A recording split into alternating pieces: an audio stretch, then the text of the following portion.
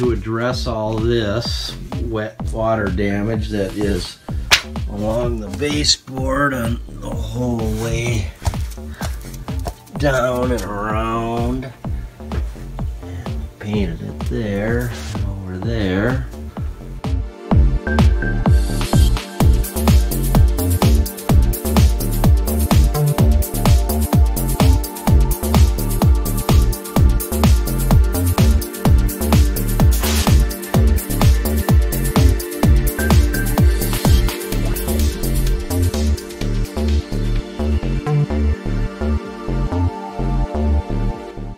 By the way, this is going to be one of those deep bores.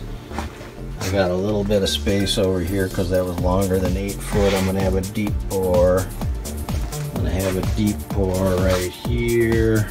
I'm going to have a deep bore right there and a deep bore right there. So hopefully the R stands for river, by the way.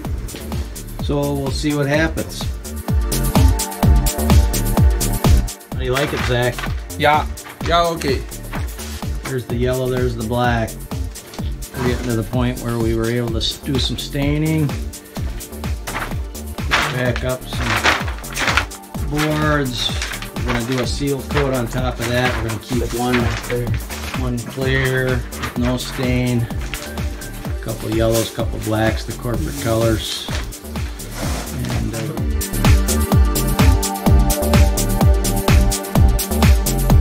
Alright, just another update. We got the black on, the yellow on,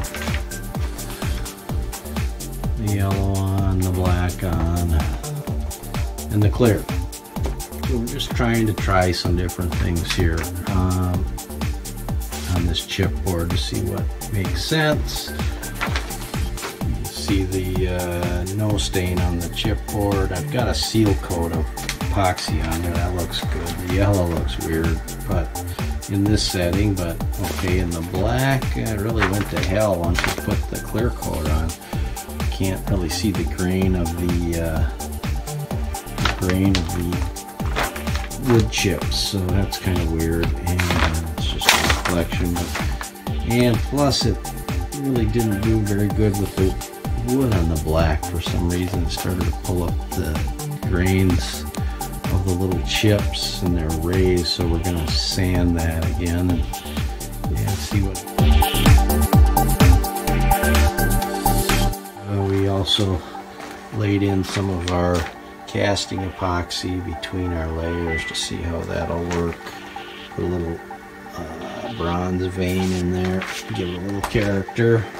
Use the white, pure white with the bronze, and that's what that look like in our, we call them rivers. They're not, I don't know, because of the river tables that are popular, but in any case, that's where we're at. We'll check back.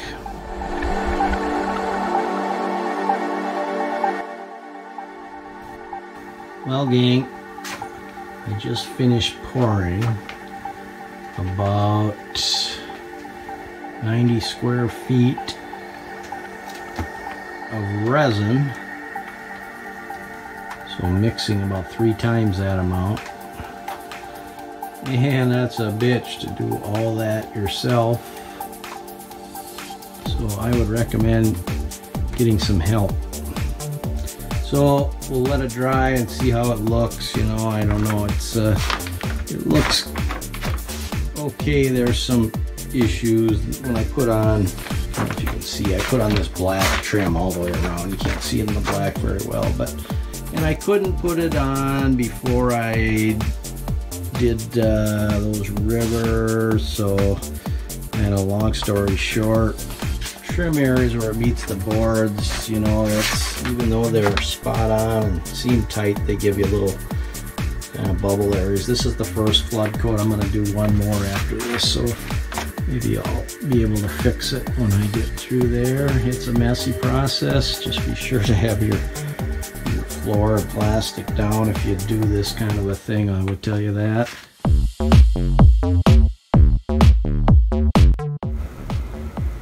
Okay, so we poured last night our first flood coat over our surround office area, and it came out pretty good. I know you won't be able to see all the imperfections on the video, but there are some numerous that things didn't cover 100%.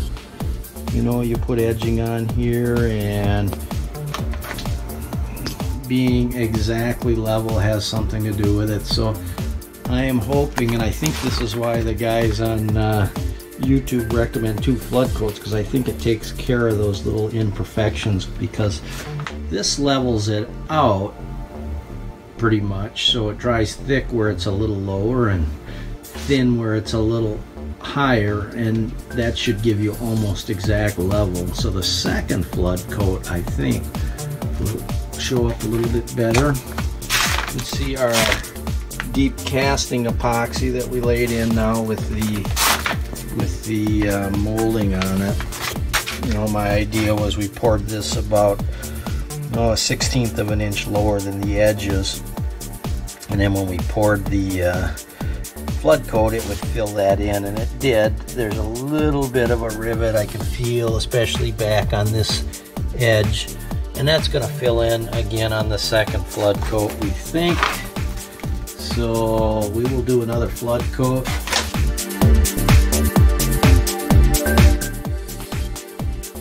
Well, I poured my second coat, and it's been a few days. Second coat on this portion, but I ran out of epoxy, and I just got it yesterday, and I poured my second coat here today. So we'll see how this dries, and we should be getting it all back together here shortly.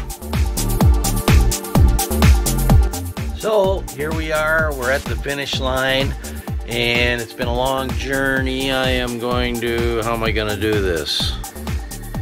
This is how we're gonna do it, I guess. I had to flip the camera on, but as you can see, you know, we're at the finish line here. We've got, we had a flood on this wall here, actually, from my, down above us.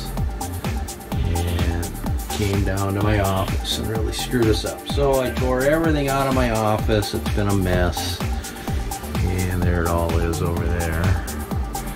And here's my new office. So it's been a process. We've got our countertops all built and epoxied, and we put, since I saw you last, I guess we put the last layer on. And that second layer really makes the difference, I guess. You know, they're not perfect. There's still a couple little imperfections. I don't know, bubbles. I think this edging that I put on, you know, here was probably what screwed us up the most. I wouldn't say screwed us up, because it's still a success, but that caused some seams and places for air to get in. You know, dyeing this 3 colors or 2 colors black, the yellow, which is kind of orangey, and then I left this one natural, was an experiment. And these rivers, as I called them, they're not, I don't know, because I got that from the videos I saw out there, these guys pouring the rivers between the live edge logs. So I tried some of that. I just wanted to see how that would go, and it was nice because I couldn't fit the length of the boards all the way across the space. It was more than 8 feet. I guess I could have got 10-foot boards maybe, but in any case, it all came out good. It was a lot of work, but it's a built-in system that you know, it's nice to have in your home. So like I mentioned before, I did this when I was a young guy, 35, 40 years ago. I did it on photographs. As a matter of fact,